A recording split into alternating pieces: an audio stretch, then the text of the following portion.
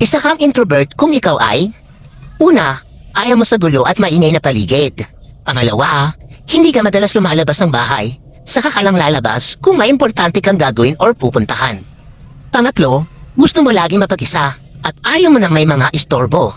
Pang-apat, kaya mong makipag-socialize pero may limit. Panglima, kapag hindi ka komportable sa mga kasama mo, dinidistansya mo ang sarili mo sa kanila.